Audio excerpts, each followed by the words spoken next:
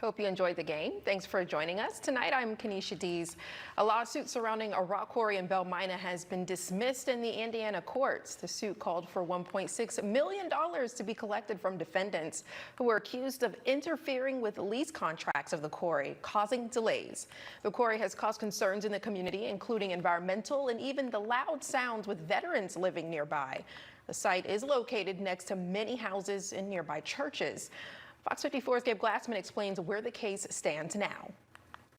An Indiana judge has thrown out a lawsuit accusing defendants in the Belmina community of interfering with lease contracts, asking to pay $1.6 million in damages. So why was the case dismissed? Court records say it lacks personal jurisdiction, and members of the Belmina community and attorneys agree. It really shouldn't have been brought in Indiana, and the judge agreed with us. I found it laughable that they would file a lawsuit against us in a state that none of us have been in, and that our church does not operate, our community is not a part of. Pastor Cody Gillum of Belmina Methodist Church has continued to speak out against the rock quarry. Gillum and attorneys with the Southern Environmental Law Center say this was a move meant to silence any disagreements of the quarry. Our clients were concerned that they were going to be on the hook for $1.6 million.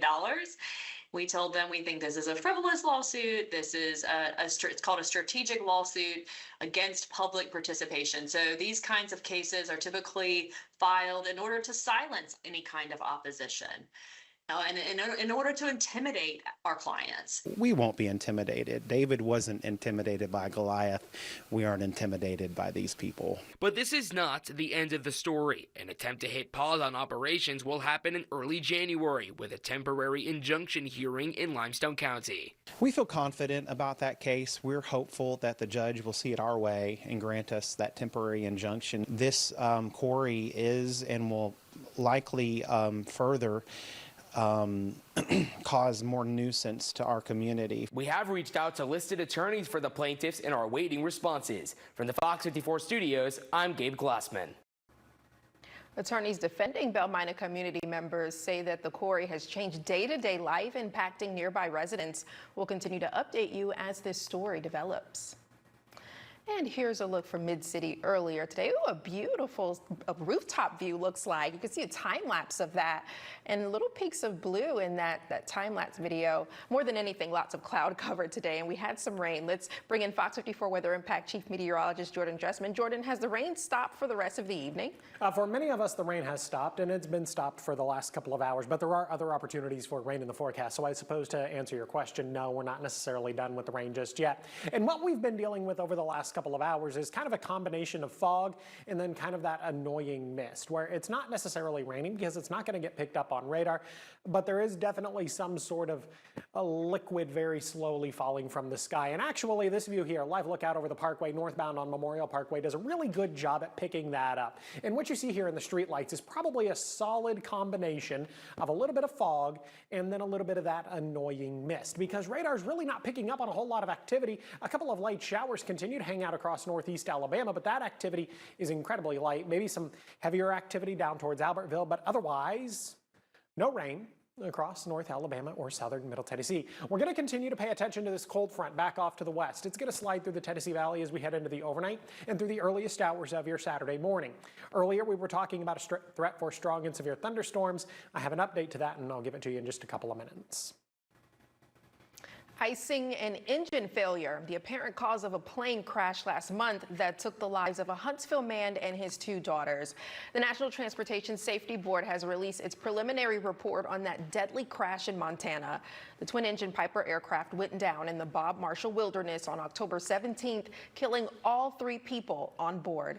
According to the report, the pilot, Mark Anderson, declared an emergency when he was unable to stay in the air after encountering severe icing conditions and reporting an issue with the left engine.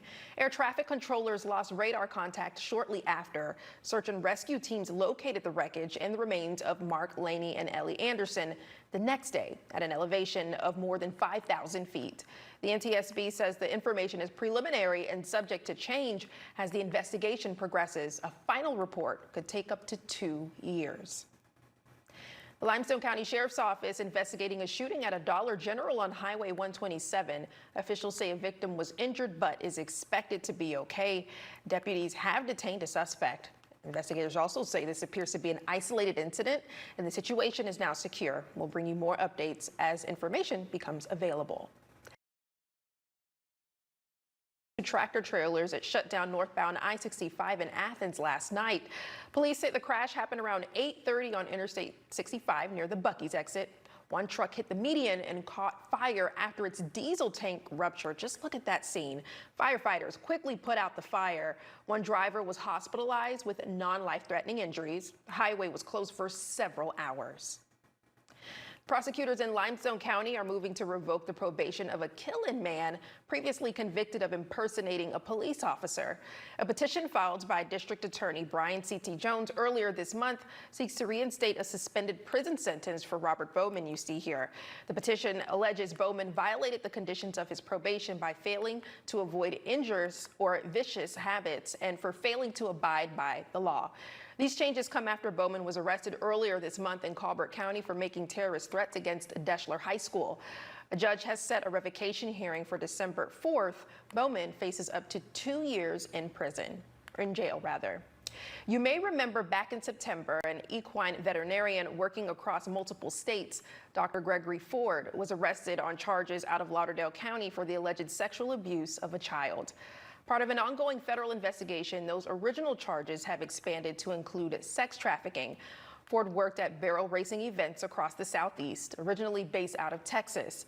He was arrested in Florida in September. Since then, more victims have come forward from states like Illinois, Oklahoma, Kentucky, and Florida. An attorney representing the victims, Spencer Cubbin, describes the situation in a FOX54 exclusive interview. Whether or not additional charges will be brought on behalf of other victims remains to be seen. But at the end of the day, all of the charges are very interrelated because Dr. Ford was actually doing this to multiple young girls at the same time and telling the young girls that they were the only ones in his life and that he was in love with them and wanted to marry them and wanted to be with them forever, despite the fact that they were in their teens, early teens, and he was in his 50s. Cuban also represents 4 victims of the Jeffrey Epstein scandal based out of West Palm Beach, Florida. He says they're hopeful that more information will come out after a new law requiring the government to release almost all documents within 30 days. Because they were victims and because most of them, if not all, were minors at the time, their names will be protected. In addition to that, there is a grave fear on behalf of the victims that this government will redact more than just what the law says and try to force people to enforce the new law against them. So while we're hopeful with respect to the documents and the new law, we are cautiously optimistic, and we're waiting to see exactly what the Attorney General does and whether she actually discloses this information. Cuban says his clients want everyone involved in the conspiracy to be exposed. He adds that they want to put all of this behind them and move on with their lives. 3 years and 9 months in a Russian prison with a 21-year sentence. That's still the case for 68-year-old David Barnes, a North Alabama man whose wife, a Russian national, fled the country with their 2 children back in 2021. His family and friends are fighting to get him back to the States after a custody dispute involving both Texas state courts and the Russian legal system. He was exonerated of child sexual abuse charges in Texas, but was handed the sentence by Russian courts after what his family is calling a sham trial. A family friend, Paul Carter, says they're finally getting some traction. We're advocating the senators out of the state of Texas, which is Cornyn and Cruz, and his representative Crenshaw. And since he grew up here in Huntsville, we're getting Katie Britt, Tommy Tuberville, and Dale Strong involved in this. And we've had some good interactions with some of those folks. I mean, Katie Britt came out just yesterday with a statement about David, and every one of these statements that comes from these guys puts pressure on the State Department. We're making noise. You know, we want to make sure that David's name's out there and he doesn't miss the boat when he comes home. And we'll believe it when we see it. Now, the State Department tells the family they're speaking with Russian officials for a new hostage exchange, aiming to bring Barnes home as soon as possible. There's potential for a Russian exchange, prisoner exchange, and of course we're excited about it. However, you know, there's a danger that there may be somebody left behind, or there's a pecking order on the list. Now, we've been assured by the State Department several times that David's release has been asked for and that he will be here. But I can tell you, if that does not happen, it's going to devastate the family, and it's going to devastate David for sure. So, you know, this really has to happen. I mean, he's been assured many times by the State Department. A long journey for family and friends. Will continue to keep you updated on this story as we learn more. Republican Representative Marjorie Taylor Greene announces she will be resigning from her post. The one-time Trump loyalist turned critic from Georgia, making her announcement tonight in a lengthy social media post. Her decision comes following a public fallout with President Trump after she criticized him for spending too much time with foreign leaders and not addressing issues at home, as well as her outspoken support for the release of the Epstein files. The president then labeling her a, quote, traitor. Greene, who first joined the House of Representatives in 2021, says her last day in office will be on January 5th. Librarians are having to basically choose between following the Constitution or receiving their state funding. New rules across the state of Alabama for libraries on where certain books are shelved, sparking concerns for readers, calling it censorship. Fox 54's Logan Alexandra Russell hears from them. The economy looks bleak for many Americans, and with costly living, it doesn't help. We'll learn more. Stay with us. And tonight, we hear from Attorney General Steve Marshall after a lawsuit from Colorado extends the battle over where Space Command should be. Stay with us. The Alabama Public Library Service Board of Directors voted yesterday on a new rule that will restrict books on being transgender and gender ideology from the children's section of libraries. Last month, the board received pushback at a public hearing when the proposal was made. The new rule states that all materials relating to being transgender, mentioning gender ideology, or suggesting there are more than two biological genders must be removed from a library entirely or relocated to the adult section. Fox 54's Logan Alexandra Russell spoke with an advocacy group today who expressed concerns with the new change. Let's take a listen. The shelves of libraries throughout the state are about to change as tons of books are going to be moved or removed entirely. This comes after the Alabama Public Library Service Board, or APLS, voted Thursday to remove books discussing transgender procedures, gender ideology, or the concept of more than two biological genders. Advocacy groups throughout the state believe this is an act of censorship and an attack on transgender individuals. Angie Hayden, the co-founder of Read Freely Alabama, says she is concerned as libraries are now going to have to make a tough decision. Librarians are having to basically choose between following the Constitution or receiving their state funding. The vote adds to the board's existing rule that children's sections of the library could not have any materials that are sexually explicit or deemed inappropriate. Board Chair John Wall says the ruling is an effort to put families and parents back in control of content their kids can and can't see. Hayden says her concern goes farther than what can and can't be in the youth section in the library, that it affects other things like education. They are being pressured to remove not just books about transgender people. The latest code changes prior to this about sexual content have meant that sex education materials have had to be removed from young adult sections. During the public hearing last month, those opposing the proposal brought up similar concerns as Hayden, saying the language in the ruling is too broad and that there is too much gray area. The new rule is set to take place in 2026. From Huntsville, Logan Alexandra Russell, Fox 54 News. We reached out to Huntsville-Madison County Public Library, who did not wish to comment. We also reached out to Moms for Liberty, but have not heard back yet at this time. Well, this pricey timepiece up for sale, but it's more about where it was worn that makes it so expensive rather than from who. We've got those details. And Jordan, how is our weather shaping up for tonight? Well, at one point, I thought we were going to be talking about strong or marginally severe thunderstorms across the Tennessee Valley, but that doesn't necessarily look like it's going to be the case anymore. We'll discuss it in a few minutes. Check this out. A piece of Titanic history is up for auction. The gold pocket watch worn by Macy's co-owner Isidore Strauss when the ship sank is expected to fetch more than $1 million. Strauss and his wife Ida were depicted in the 1997 film Titanic. The watch has been passed down through generations before now being put up for sale. Now, the Tennessee Valley's certified most accurate forecast from the Fox 54 Weather Impact Team.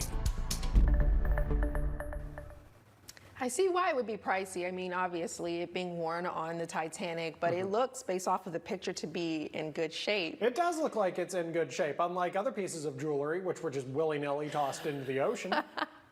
You know, I think I actually read somewhere, I could be wrong, that didn't happen. I mean, it makes for a good movie, though. I mean, yes, it does, in fact, make for a good movie. Radar still picking up on a little bit of rain this evening. Now, most of us are dry in the sense that we're not seeing any rain as depicted on radar, but we're still talking about that annoying mist across a good chunk of North Alabama, southern Middle Tennessee. The only place where we're talking about actual meaningful rain across far northeast Alabama, down into DeKalb and Marshall counties, where we are actually talking about some light to at times moderate rainfall. I actually owned the Titanic, at least my parents owned the Titanic on VHS. It was a 2-tape thing. It was a big box. Radar's going to stay nice and quiet for the next couple of hours, but then things are going to begin to change as we head into the overnight. Cold front back off to the northwest. Now that cold front is gradually going to begin to build into the Tennessee Valley. Now, at one point, it was thought that there were going to be some strong or marginally severe thunderstorms out ahead of that cold front, but it doesn't really look like that activity is going to come to fruition. Are we going to get some rain as we head into the overnight? Yes, we're definitely going to get some rain as we head into the overnight through the earliest hours of Saturday morning. But does it look like we're talking about any sort of real opportunity for severe weather at this point? No, not really. Maybe a little bit of thunder, maybe a little bit of lightning, but that'll be about it. The wind might pick up a little bit, but even that, we're not talking about severe thunderstorm level wind. 1 o'clock in the morning, beginning to see a couple of isolated showers develop up across southern Middle Tennessee. 2, 3 o'clock in the morning, now we're talking about a couple of isolated showers, maybe a couple of rumbles of thunder beginning to develop across northwest Alabama. This activity is going to continue. 3, 4, 5 o'clock in the morning. This activity, rather mundane. These are the latest high-resolution model data, really not picking up on a whole lot of convection across the Tennessee Valley. Really just not talking about much here to work with. It doesn't stick around very long. By the time we get to the middle part of the morning, we really begin to dry out across the Tennessee Valley. And then once we head into the early part of the lunch hour, we begin to lose some of that cloud cover. And I think we're going to get to enjoy a fair amount of sunshine. Dry Sunday, Monday. Another cold front comes through on Tuesday. Tuesday brings about another chance for some widespread shower and thunderstorm activity. Some of that could linger into Wednesday, but then by the time we get to Thanksgiving and Black Friday, it does look like we are going to be nice and dry. Temperatures warm this evening. Many of us are sitting somewhere in the mid-60s, a pair of 65s, both Pulaski and Fayetteville, 65 degrees right now in Coleman. We're only going to see these temperatures move up another couple of degrees as we head into the overnight. I've got a low temperature right around 63. 74 for your Saturday. Clouds in the morning. That cloud cover is going to decrease as we head into the afternoon. Plenty of sunshine as we head into your Sunday. We're going to start Sunday in the mid-40s, right around 47 degrees. We're going to end Sunday in the mid-60s, right around 67. All told, the weekend actually does look quite nice. And then a really nice early look at Thanksgiving and Black Friday, much the same for both days, a mostly sunny sky. 53 degrees on both days, much cooler compared to what we've seen this week. Have a good look at the next 7 days. 74, 67. There's your weekend. 70, 67 Monday, Tuesday. But then we do begin to see temperatures drop off on Wednesday, 63. And then once again, Thanksgiving and Black Friday come with a pair of 53s. An investigation now underway after a Florida teen is found dead on a cruise ship overseas. Details ahead.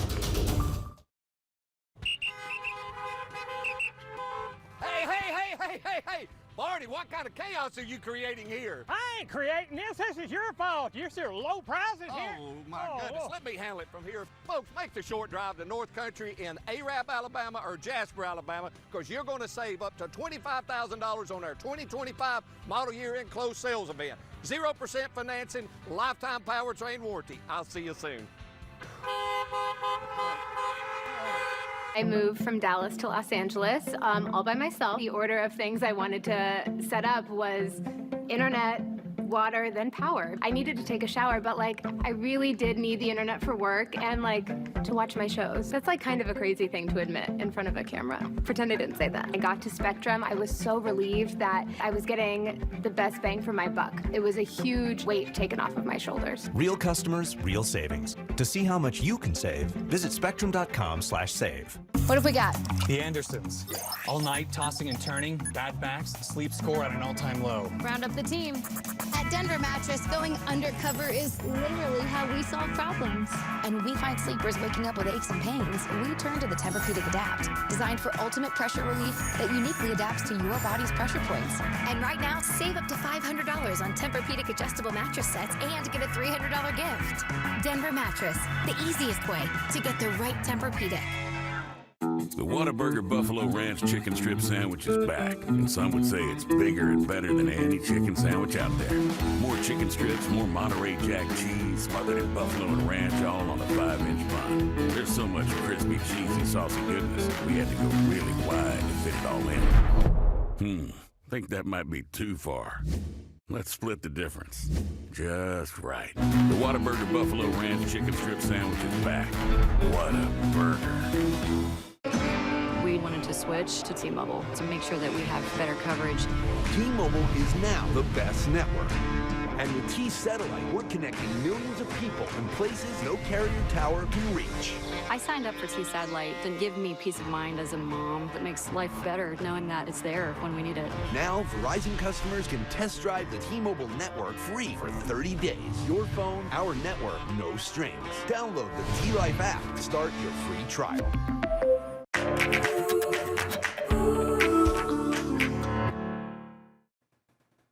The FBI is now investigating the death of a teen whose body was found on a cruise ship earlier this month. 18-year-old Anna Kepner from Central Florida was on board the Carnival Horizon cruise with her family when she died. Jen Sullivan has the latest on the case. Outside the Grove Church in Titusville, Florida, family, friends, and community members gathered Thursday to remember 18-year-old Anna Kepner, whose body was found inside a cabin on a Carnival cruise ship on November 8th. She was traveling with her family. Authorities have not said how she died or what happened. This shouldn't be happening. She was only 18. Kepner was a high school senior and involved in cheerleading. Her friends describe her as someone who loved to make people laugh. That was my first love. She was the best that ever happened to me. Josh, too, tells Wesh TV he was supposed to go on the cruise with Kepner, her stepmother, and step-siblings, but then they broke up. Court documents filed Monday in the stepmother's divorce revealed the FBI is investigating Kepner's death, and a minor child may be implicated in the case. If the suspect is a minor, that's going to lengthen the case dramatically, because one thing you can't do is just trample on the rights of minors especially. The FBI has not commented on the case, and a lot of questions remain about what happened, but experts say the investigation will take time. People are all going to leave that boat. All the witnesses, all the evidence is going to get cleaned up. So you're going to have to get agents on the ship, secure rooms, secure luggage. A final autopsy report detailing the cause and manner of Kepner's death is still pending. I'm Jen Sullivan reporting. The Carnival Horizon can hold nearly 4,000 guests and sails to the Caribbean. Carnival Cruise Line said the ship returned to Port of Miami on November 8th as planned, and they are cooperating with the FBI Miami office to investigate the incident. Jordan, are we going to have rain this weekend? Maybe the earliest hours of Saturday morning. Otherwise, we're going to begin to see some improvement across the area on the backside of a cold front that's going to move through tonight, potentially bringing a couple of thunderstorms to the area. We'll discuss it in a couple of minutes.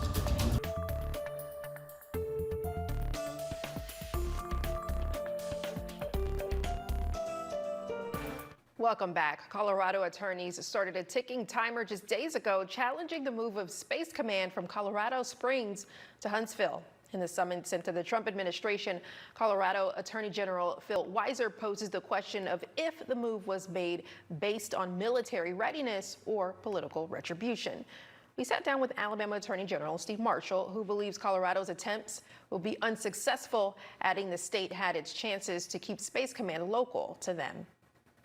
They've not sought injunctive relief to stop the planning, to stop the movement right now by the Department of War to be able to place Space Command here in Huntsville, which tells you they don't feel strongly about the legitimacy of their case. And they're wrong both factually and legally, and we believe that absolutely that this lawsuit will fail. Colorado Springs had the ability to make their case. They had the ability to be evaluated by the same criteria that Huntsville was used, but yet they didn't prevail. And when it was evaluated then by two separate entities that likewise confirmed the decision of the Secretary of the Air Force, it's not surprising, again, that we believe that we're going to prevail in this litigation. The Department of Justice is required to respond to the legal action by early next year. The case will go to a briefing stage once the response is recorded. Here's a look at weather from earlier this evening tonight. This is in Huntsville. You could see, even though it's dark, you could still see a lot of cloud cover. No surprise there. Let's bring in Fox 54 Weather Impact Chief Meteorologist Jordan Dressman. Jordan, lots of rain, cloud cover, and even some mugginess. Will that clear up this weekend? Yeah, finally, some of that's going to clear up this weekend. Honestly, I thought that video just looked gross. It's cloudy, it's misty, it's just kind of disgusting outside. It's also incredibly muggy. Many of us are dry this evening. Dry in the sense that radar is not picking up on any rain. That doesn't necessarily mean nothing is falling from the sky. If you were to step outside right now, you'd probably notice that kind of annoying mist where it's not necessarily raining, but there is definitely something falling from the sky. The only exception to that is going to be across far northeast Alabama, just to the south of Fort Payne, where they are maybe talking about some light to moderate rainfall in that location. Everybody else gets to deal with the light, annoying mist. Now, we are going to begin to see other opportunities where some scattered showers and thunderstorms develop across the Tennessee Valley through the earliest hours of your Saturday morning. That activity is going to be associated with this cold front. That cold front is going to move through on Saturday morning, but it's not necessarily going to drop our temperatures at all as we head into the weekend. We'll talk about it in just a couple of minutes. A new event series at the Calvary Community Center aims to bring the holiday cheer to North Huntsville.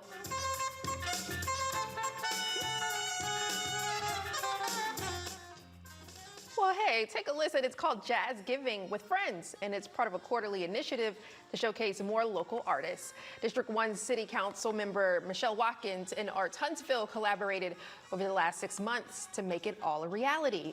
They say they hope it'll bring a sense of community and inspire creativity among everyone who shows up. Everyone always talks about STEM, and we always forget about STEAM. And, you know, a lot of times we're so focused on math and science and, you know, computers and technology that sometimes we forget about the arts, the music, the plays, you know, the opportunity for students to expand their mind. And they say arts is a way to have students be creative. So we want to tap in on those creative juices. This is a 4-part series, quarterly at Calvary. You'll come gather with us once a quarter, and you'll see music, theater, and dance all throughout the year. Sounds like lots of fun. The other events are scheduled for February, May, and August of next year, with the exact dates soon to be announced. They're free and open to the public. Skating in the Park slides back into Huntsville for its 14th year, this time on a rink that's 6 feet longer than last season. Today's planned opening was delayed by weather, but when the ice is ready, you can grab hot chocolate, snow cones, and skates right on site. No reservations, just first come, first skate, all in support of one of the museum's biggest fundraisers of the year. The Rocket City Trash Pandas are giving fans a brand new way to celebrate the holidays this year, unveiling a massive walk-through Christmas light show right inside Toyota Field. Over the next several weeks, visitors can stroll through nearly 1 million lights, snap photos at interactive displays, and enjoy seasonal treats as the ballpark transforms into a full holiday experience. There goes Sprocket. The event runs nightly from 5 to 9 p.m. with free admission for kids 12 and under and tiered pricing depending on the date. We have transitioned from going from a drive-through to Insider and Ballpark, where you can even step onto the field and walk through our field of lights. We have a 30-foot dance floor. Again, like I said, we have igloos. We have a bunch of different concession stands. We have specialty drinks. We have hot chocolate. We have some fun adult beverages. We have a bunch of different things here. Yeah, and for an extra touch of fun, the Trash Pandas are rolling out special theme nights throughout the season. You can find the full lineup and dates on the team's website.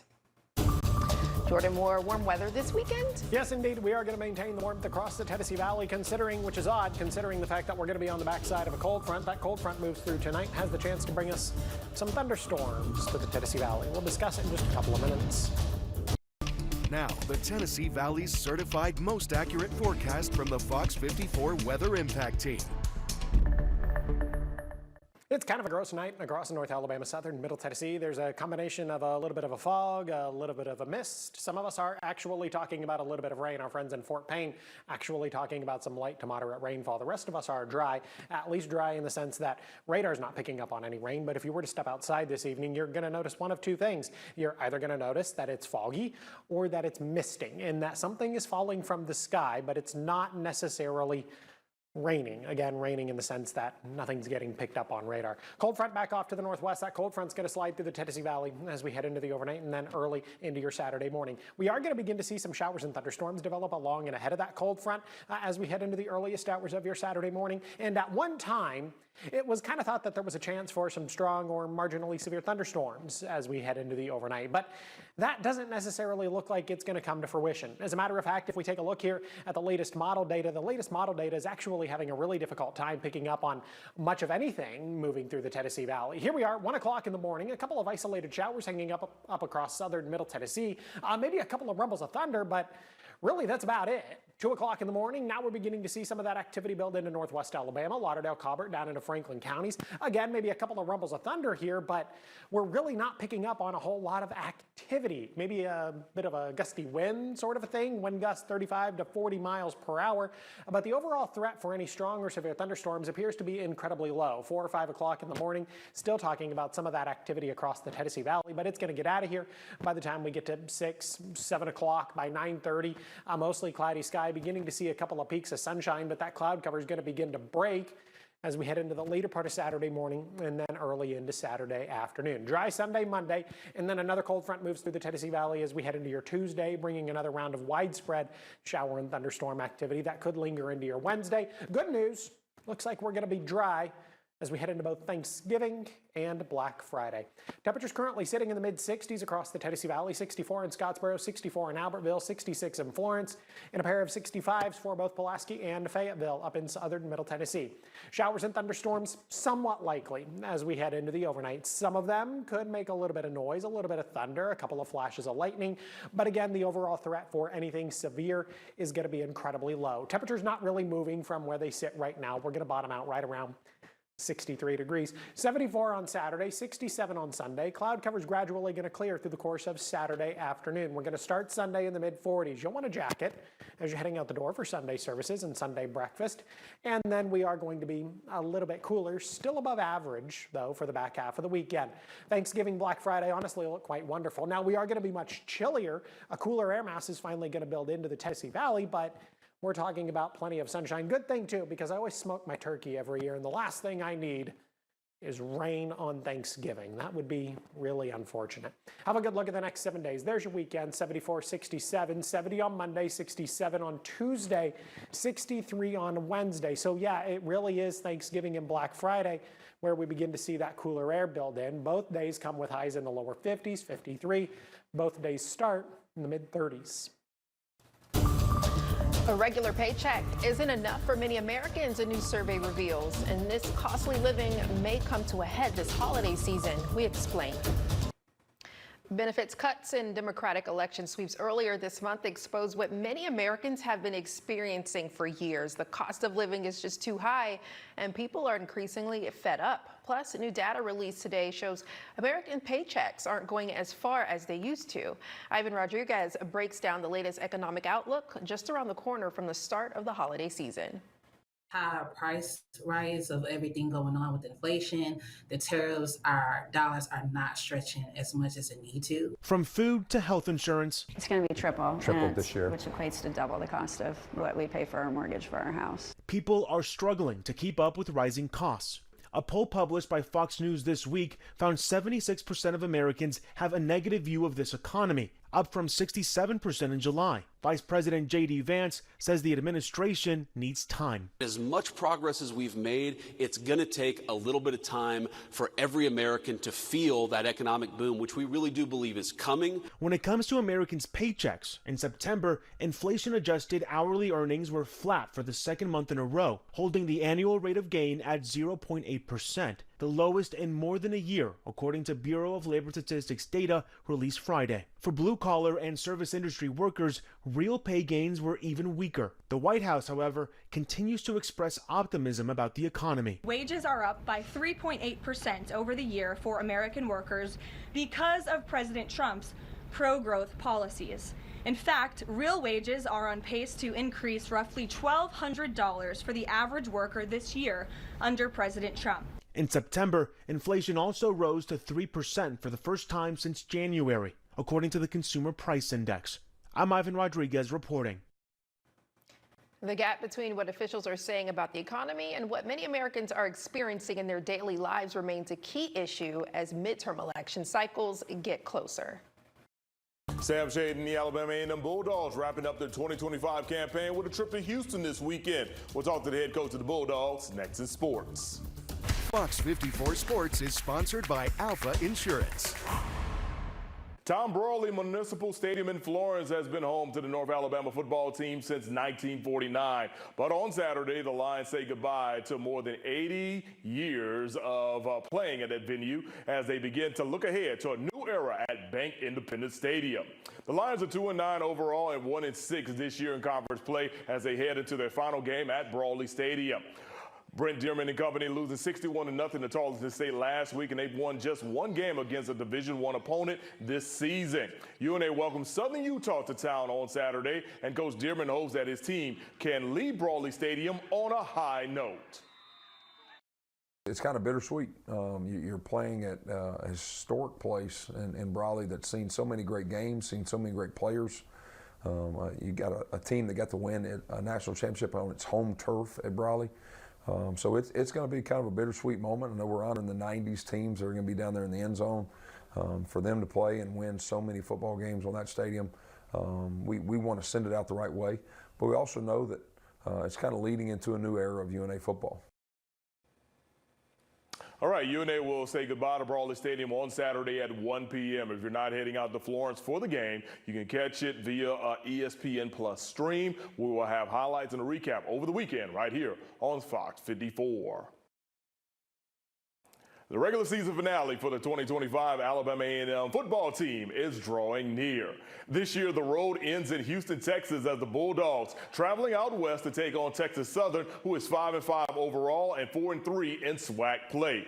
Looking back at the year for Alabama A&M, the team got off to a great start, beginning the season at 3-1. But injuries, tough close losses, and then 3 blowouts have turned a once promising season into a disappointing one and a 1-6 SWAC record heading into the final game of the year. Still, head coach Sam Shade says he's seen the fundamentals of a strong program being built, and he hopes to retain much of this year's coaching staff for next season.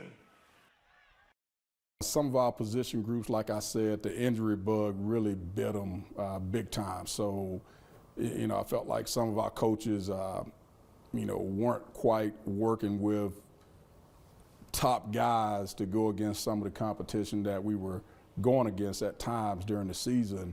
I will still evaluate, but, for the most part, I don't think this is a season where you could really make an evaluation on a coach and say, well, hey, he just wasn't getting the job done. The Bulldogs and Texas Southern will go toe-to-toe in H-Town this weekend. Kickoff on Saturday is set for 2 p.m. You can catch the game live via HBCU Go. Coming up next, we'll take a look at a key game from the National Football League that you'll be able to see this Sunday right here on Fox 54. This Black Friday, skip the chaos and head to Norman Furniture in historic downtown Fayetteville.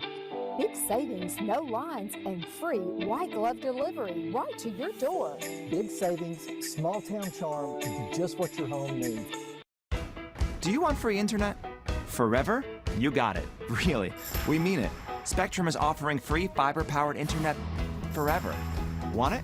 Just call this number and switch 4 mobile lines to Spectrum for a lifetime of internet you never pay for. It's not a trial, it's an unprecedented offer. So we'll say it again. Free fiber-powered internet forever.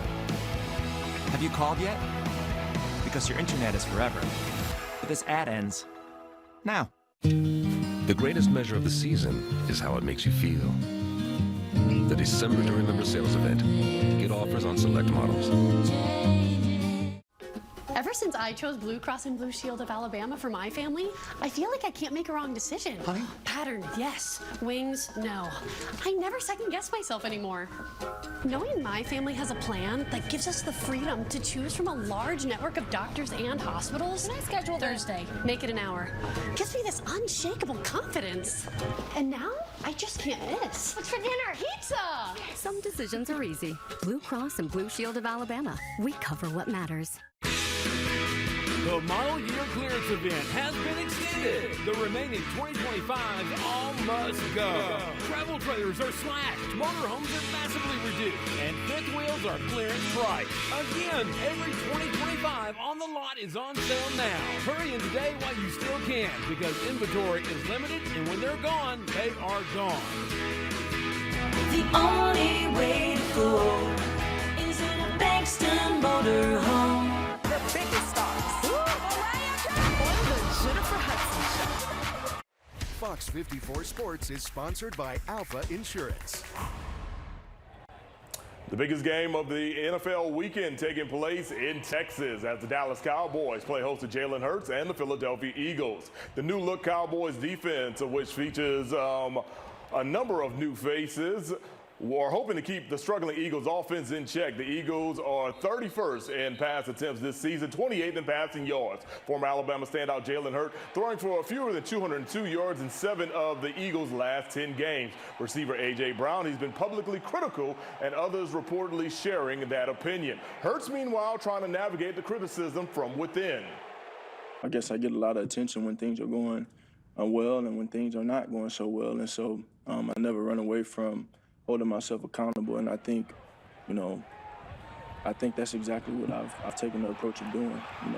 Even when I look at this last game, I take great pride in what we do on offense. All right, kickoff is set for Sunday at 3:25 p.m. You can watch the Eagles and Cowboys live right here on Fox 54. It's America's game of the week. That'll do it for your Fox 54 Sports at 9. Stay tuned. Your Fox 54 News at 10 is coming up after the break.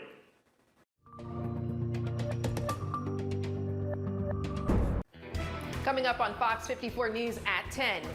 As we head into the overnight, early into your Saturday morning, we're talking about the chance for some stronger thunderstorms to develop across the Tennessee Valley. We'll go into great detail here in just a couple of minutes.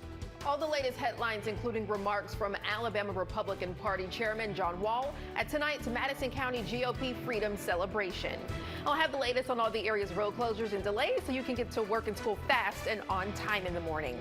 Everything you need to know going into tomorrow, including some ways to give back to the community this holiday season and more Christmas events getting underway. We'll verify your most burning questions tonight. Can local municipalities regulate railroad crossings? We'll have all this and more on your Fox 54 News at 10, which starts right now.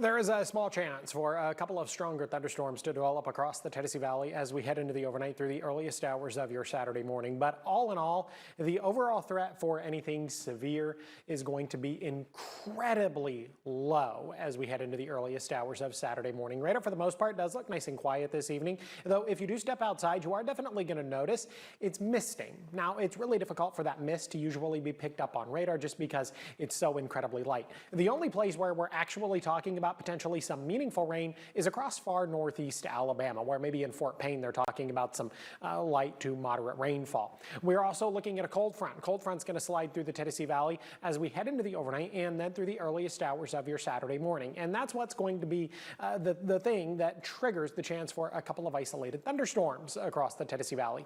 We'll discuss the main concerns as we head into the overnight here in just a couple of minutes.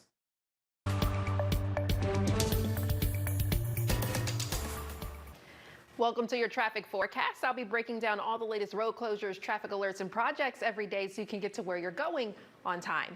We'll begin in Madison, where repaving work has begun on Wall Triana. It's from Highway 72 to just south of Gooch Lane. This work is scheduled through next Wednesday with no weekend work expected at this time. Traffic control is in place, so you should expect lane shifts and possible delays. For all the latest road closures and work announcements, go to fox54.com.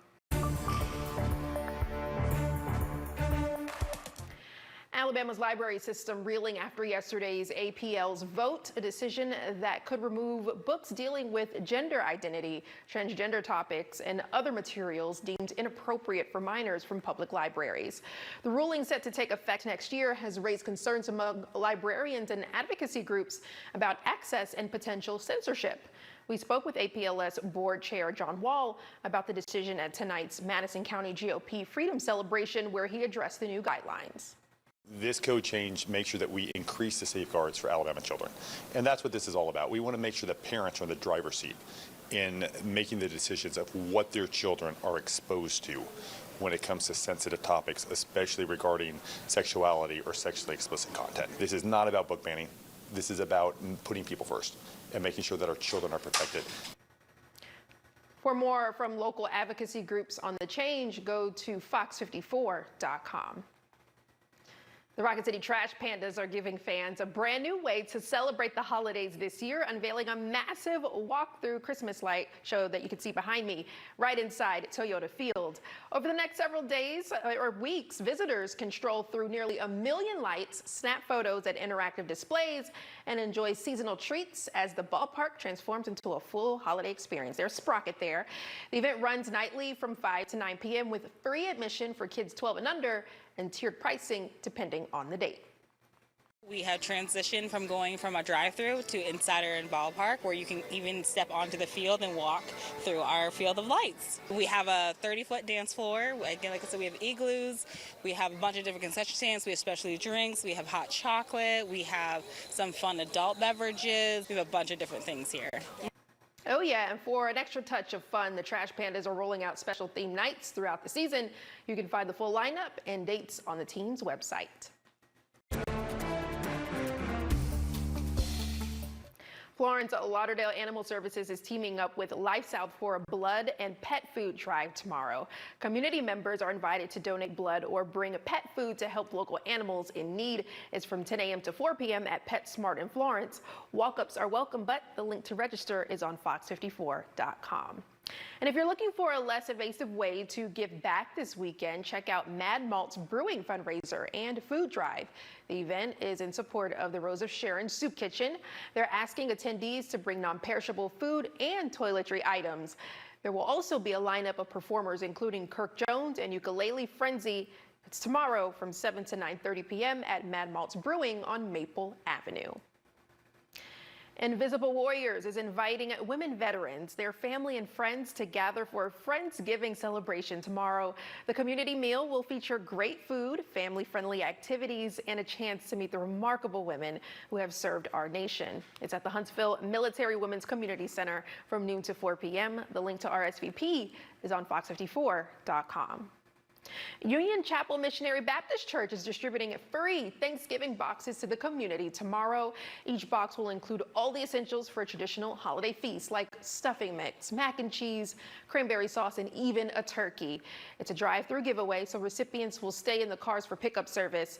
There are about 500 boxes with a limit of 1 per car. The drive begins at 8 a.m. and is a first-come, first-served basis. Well, the beloved holiday tradition of skating in the park's return to Big Spring Park has been delayed to tomorrow because of weather.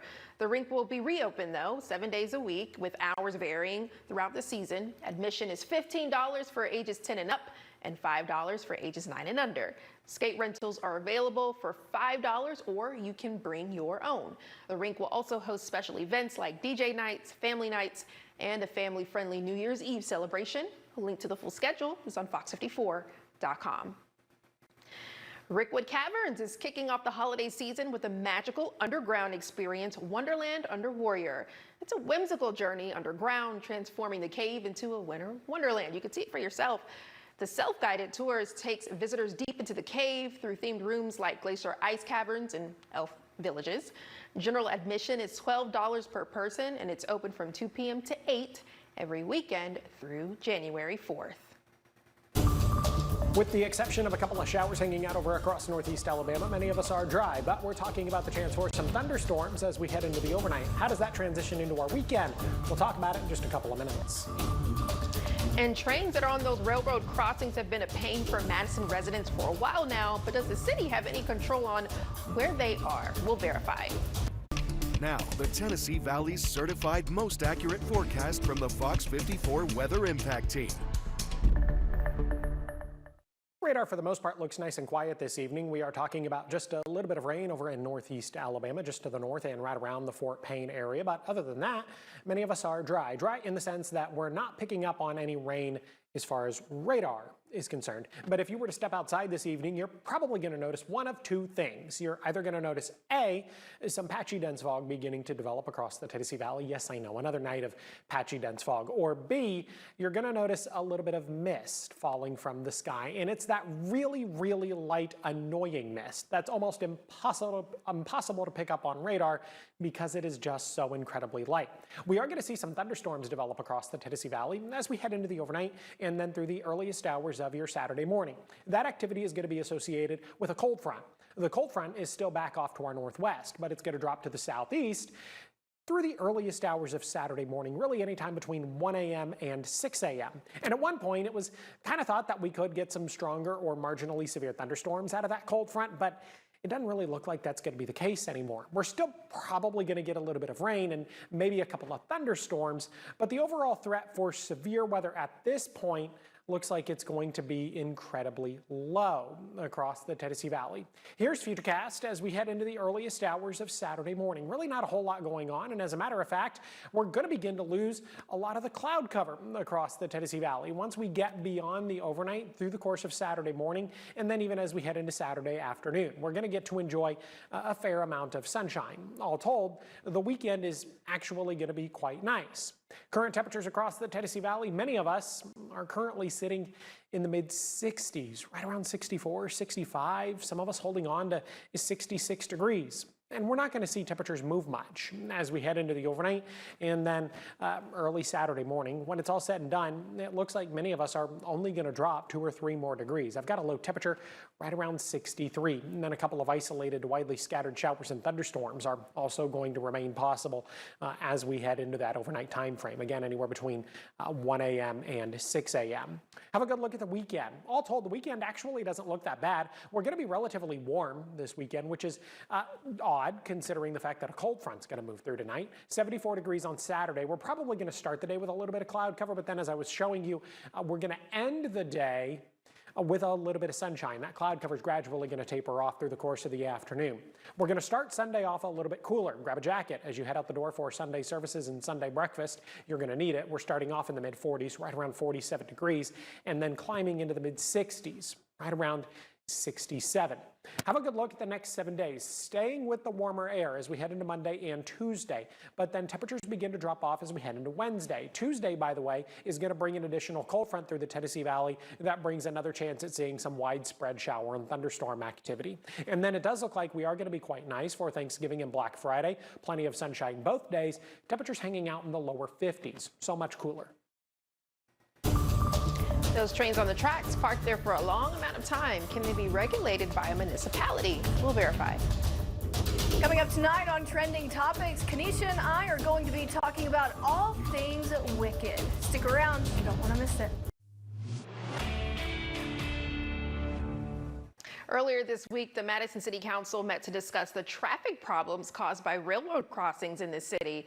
Many of us have been there, whether it's on your way to work, inevitably when you're already running late, or just trying to get to town. A train parked at a crossing means either an indefinite wait or a lengthy detour. But can the city even do anything about that?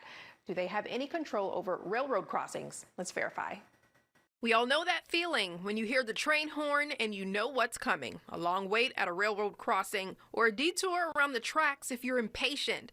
Well, sitting at one of those crossings, you may have asked yourself, who controls these things anyway? Can cities stop trains from stopping at crossings? We verify. Our sources are the Federal Railroad Administration, the City of Madison's Code of Ordinances, and the Interstate Commerce Commission Termination Act. First, who even owns the railroad? In Madison, Norfolk Southern owns the railroad, including the bridges, signals, and other infrastructure. But why do their trains park at railroad crossings at all? Common reasons include crew changes, waiting for track clearance, and mechanical issues. Sometimes the size of the train means it just won't fit in sidings or yards. The FRA is an agency within the U.S. Department of Transportation responsible for ensuring safety in railroad operations and promoting railroad infrastructure development. But the FRA has set no general time limit for how long a train can block a crossing. There is no federal law that puts a limit on how long a train can block a crossing either. The only federal restriction, trains cannot block crossings in a way that obstructs emergency vehicles' access, but even this is difficult to enforce and rarely invoked. Since federal law doesn't address the matter, many states and municipalities have passed their own laws limiting blocked crossings. For example, the city of Madison has an ordinance that says, quote, "It shall be unlawful for any person to block or obstruct any public road or street crossing in the city with a railroad train or car for a period of more than 5 minutes," end quote. But it's a law without any real authority. Courts have repeatedly ruled that cities, states, and counties have no authority to impose their will on the railroads. Legal challenges focus on 3 main reasons. Railroads argue that federal law takes the lead in governing interstate commerce. Courts have generally sided with railroads, finding that such local regulations interfere with federally regulated railroad operations. And the Interstate Commerce Commission Termination Act gives railroads broad protections from local regulation. According to this law, states and cities generally cannot regulate railroad operations, even when those operations affect local communities like Madison. So we can verify that no, local municipalities cannot prevent trains from stopping at railroad crossings. And if you have something you want us to verify, text us at 256-382-2692. Welcome to Trending Topics, where we discuss the hottest happenings and give you our hottest takes. I'm your host, Emily Owen, and I'm joined by our anchor, Kenesha Deese, and up for discussion tonight, Wicked for Good. So the second adaptation just came out literally today, so obviously we haven't seen it, but I just want to talk about things that I'm looking forward to seeing in it and talk about some of the reviews that we've seen online, because it's a mixed bag and I'm surprised. Just from the headlines alone, it just seems like it's a doozy. It's not as good as the first one. I know, and I don't see how, which everybody obviously has different thoughts and opinions, but like the second part of this, the soundtrack of it to me is just better. I'm getting chill bumps just thinking about it because I have seen the musical Wicked, so like I know kind of what happens. And I'm looking forward to seeing the Tin Man, the Lion, and I heard that we do see Dorothy, but we don't see her face. And with it being a mixed bag, do you feel like you might like it? I feel like I'm gonna like it regardless because I love Ariana Grande and Cynthia Erivo's. Their chemistry is like none other, and I am just like the biggest Jeff Goldblum fan. Like I've loved him since Jurassic Park. Yes, so I forgot about him. Yeah. What I did love though was, now see, I've never seen Wicked on Broadway, but what I did love, I know who initially played the roles on Broadway for Glinda and Elphaba. And Idina Menzel, they made their, spoiler alert for the first one, if you haven't seen it, but they made their appearance. And I'm wondering, like, who's going to make a cameo appearance in the sequel? I heard that they were back for this, but I don't see how they could be. I think I'm most excited just to see Ariana's, her whole wardrobe is just like her to me. I don't know. I love it so much seeing her like all pink and girly and bubbly. So I can't wait, because I love like sparkly things like that. I mean, who doesn't? So I can't wait to see like her in her pink dress. Yeah, I love how you touched on the fashion, because obviously that was a major point in the movie. I liked her fashion, but I also liked Elphaba's edge. Like it was like, how do you make all black just so edgy and cool? Yeah, just be like something that everybody wants to be. I don't know. The pointy hat. I don't know, but they did it, and I have to say I'm excited to see this, and I feel like a lot of people are also excited as well. So we'll definitely have to come back and give you our reviews. I feel like we can only do everybody justice that way. Oh yeah, good idea. Well, that's it for tonight's Trending Topics. Thank you for joining us. Be sure to follow me on my socials at EmilyOwenWX. And if you want to see the full version of this night's episode, go ahead and head on over to FOX54 Plus. We'll see you next week. Former Vanderbilt and Penn State head coach James Franklin is ready to lead the Virginia Tech Hokies back to the top of the ACC. I'm Mo Carter, and we'll hear from him next in sports. Fox 54 Sports is sponsored by Alpha Insurance. Big news from the world of college football. James Franklin was officially hired and introduced as the head coach of Virginia Tech Hokies this week. Franklin heads to Blacksburg, Virginia after spending 12 seasons with Penn State. He won numerous bowl games and made a college football playoff run last season. Virginia Tech has been playing with an interim coach after firing Brent Fry earlier in the season. Fry is actually a former assistant of James Franklin. Coach Franklin is ready to make the Hokies a contender again in the ACC. One of the mistakes that I think coaches make, and one of the things that I think search committees make, is they try to go hire somebody to go bring that to their place. All these places are unique and sophisticated. There are lessons from Vanderbilt, there are lessons from Penn State, but the reality is I'm gonna need to lean into all these men, Coach Beamer, Coach Foster, and understand the institutional knowledge. The biggest game of the NFL weekend taking place in Texas as the Dallas Cowboys play host to Jalen Hurts and the Philadelphia Eagles. The new look Cowboys defense, which features a number of new faces, are hoping to keep the struggling Eagles offense in check. The Eagles are 31st in pass attempts this season, 28th in passing yards. Former Alabama standout Jalen Hurts throwing for fewer than 202 yards in 7 of the Eagles' last 10 games. Receiver A.J. Brown, he's been publicly critical and others reportedly sharing that opinion. Hurts, meanwhile, trying to navigate the criticism from within. I guess I get a lot of attention when things are going well and when things are not going so well. And so I never run away from holding myself accountable, and I think, I think that's exactly what I've taken the approach of doing. When I look at this last game, I take great pride in what we do on offense. All right, kickoff is set for Sunday at 3:25 p.m. You can watch the Eagles and Cowboys live right here on Fox 54. It's America's Game of the Week. That'll do it for sports on Fox 54 at 10. I'm Mo Carter. Let's check out one final look at your game day forecast for the weekend. It's going to be warm for Alabama under a mostly cloudy sky. Temperatures are going to climb into the mid and upper 70s. Yeah, definitely going to be warm when you consider the fact that it is late November, right around 78 degrees. Going to be equally as warm for Auburn under much the same conditions, a mostly cloudy sky. I would anticipate a little bit of sunshine maybe later in the day, but otherwise temperatures climbing into the mid and upper 70s. Again, I've got a high right around 78 degrees. We're going to be even warmer for Alabama A&M, but of course it's going to be a little bit warmer. They're going to be out in Texas this weekend. They don't get to enjoy much in the way of any sunshine, though. They get a lot of cloud cover, but they are going to get to enjoy temperatures in the 80s, at around 81 degrees. It's going to be a little bit cooler than that, of course, for UNA under a mostly cloudy sky, a little bit of sunshine through the course of the afternoon. Temperatures are going to hang out in the mid 70s. Got a high temperature at around 74. Thanks for joining us for Fox 54 News at 10. That's it for tonight, but we will certainly see you tomorrow. Have a good night.